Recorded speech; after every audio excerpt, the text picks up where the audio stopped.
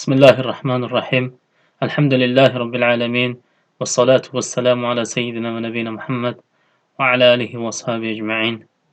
السلام عليكم ورحمة الله وبركاته.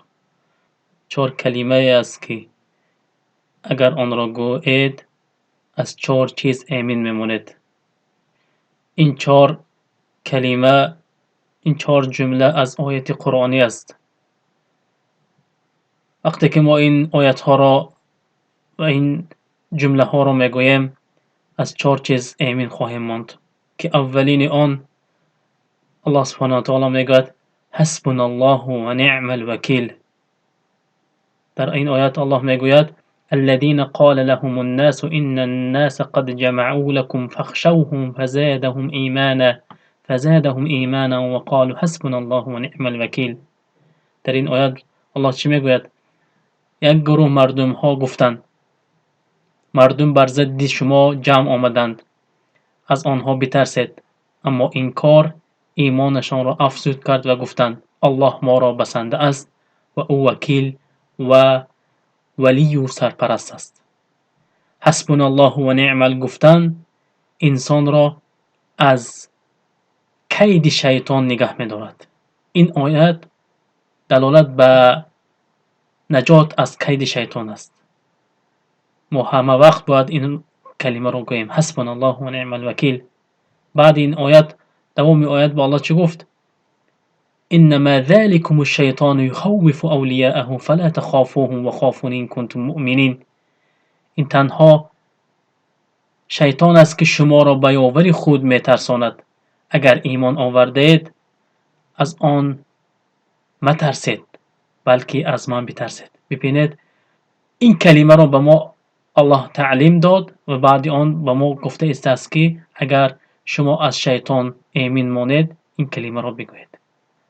خب دویم کلمه ای که ما باید گوییم، با گفتن این جمله ما امین میمانیم از چشم درایی.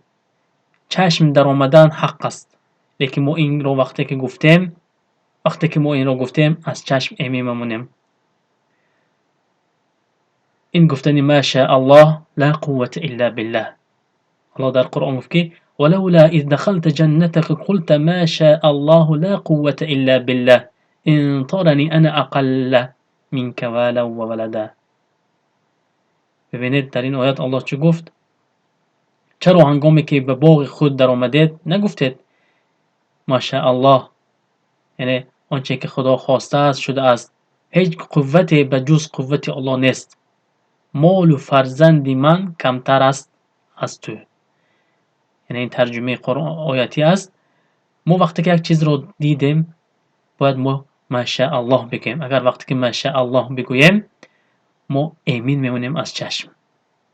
دوام آیات با الله گفت که فعسى ربي ان يؤتيني خيرا من جنتك ويرسل عليها حسبانا من السماء فتصبح سعيدا زلقا.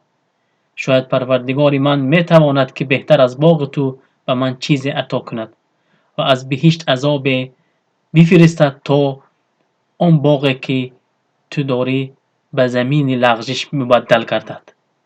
وقتی که ما یک چیز را دیدیم، چیزی تعجب آور برای ما است، ما باید ماشاء الله بگیم. این دویمین کلمه است برادران عزیز.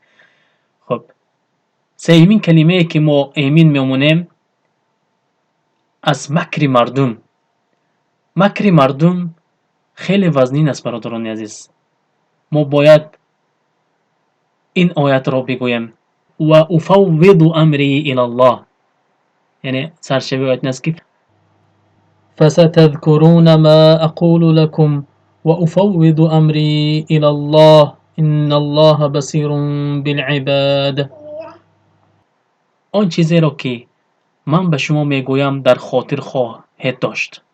کارم را به الله وامیگذارم و به او توکل میکنم.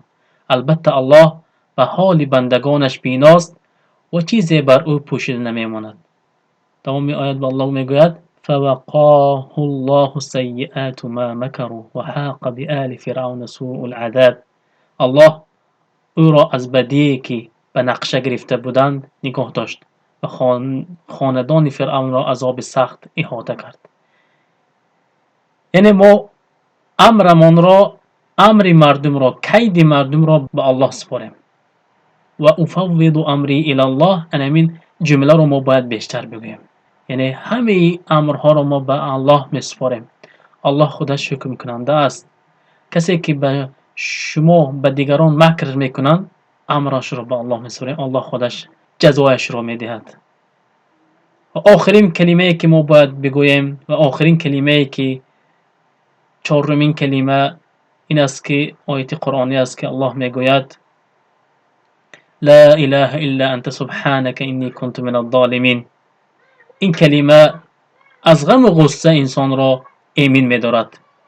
سرشبیه آیت این است که الله میگوید و ذنون اذ ذهب مغاضبا فظن ان لن نقدر عليه فنادى في الظلمات ان لا اله الا انت سبحانك انی کنت من الظالمین. ذنون این یونس علیه السلام که وقتی که گناه کرد و داخل کیت داخل شد، گفت که لا اله الا انت سبحانك، هیچ خدای جز تو نیست و تو سبحانك پاک هستی و من از جمله ظالمان هستم. ببینید، یعنی اقرار کرد به گناه خودش و گفت که تو یکتا هستی پروردگار. دوام آیت الله چه گفت؟ فاستجبنا له و نجیناه من الغم و كذلك ننجی المؤمنین. ما دعای آن را اجابت کردیم و از غم نجات دادیم.